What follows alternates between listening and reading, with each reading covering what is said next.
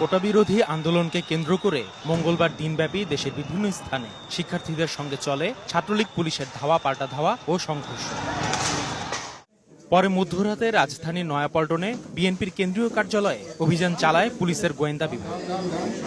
অভিযান শেষে ডিবি প্রধান জানান, কার্যালয় থেকে 7টি দেশি বিদেশি অস্ত্রসহ বিপুল সংখ্যক ককটেল জব্দ করেছেন তারা। গ্রেফতার করা হয় 7 জনকে। কোটা বিরোধী আন্দোলনটাকে অন্যদিকে ধাবিত করার জন্য একটি চক্র, একটা গ্রুপ, তারা বিভিন্ন সময় অর্থ দিয়ে, কেউ পানি দিয়ে, কেউ লাঠি দিয়ে, কেউ অস্ত্র সরবরাহ করে তারা এটাকে এই পরিস্থিতিকে ঘোলাটে করার জন্য তারা চেষ্টা চালাচ্ছে।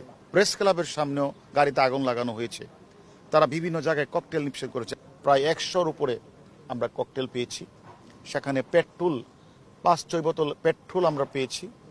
তারপরে 500 লাঠিসোঁটা, 2-3টা রুমে ছিল, 500 লাঠিসোঁটা ছিল, 60টা দেশি বিদেশি অস্ত্র ছিল।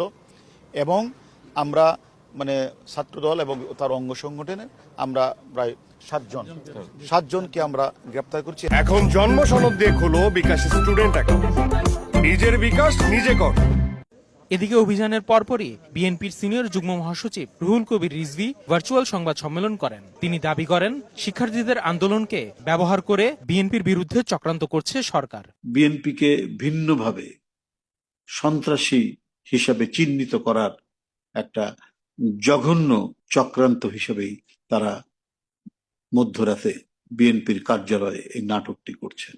এই ধরনের নোংরা চাতুর্যের আশ্রয় নিয়ে জনগণকে বিভ্রান্ত করা যাবে না। আপনাদের পতন অত্যাসন্ন। শিক্ষার্থীদের ভয় দেখাতেই বিএনপি কার্যালয়ে অভিযান চালানো হয়েছে বলেও দাবি রিজভীর। আসিফ মোহাম্মদ সিয়াম, সময় সংবাদ, ঢাকা।